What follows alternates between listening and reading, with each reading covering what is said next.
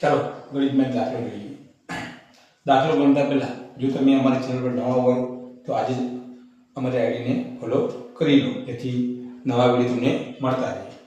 દાખલો છે કે એક ચોરસ બગીચાની ફરતે વાડની લંબાઈ 24 મીટર છે, તો તે બગીચાની એક બાજુની લંબાઈ કેટલી થાય? અહીંયા વાત કરીએ ચોરસ બગીચો, જેમ કે આપણે એક ચોરસ બગીચો દોરશું.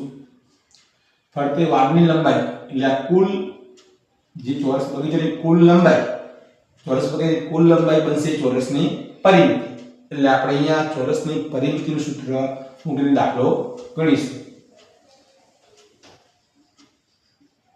ચોરસની પરિમિતિ બરાબર સૂત્ર છે 4 ગુણ્યા લંબાઈ. અહીંયા બગીચાની ફરતે વાડની લંબાઈ 24 મીટર છે, એનો મતલબ 24 મીટર એ પરિમિતિ થશે. તો ચોરસની પરિમિતિ થશે 24 મીટર બરાબર 4 ગુણ્યા લંબાઈ.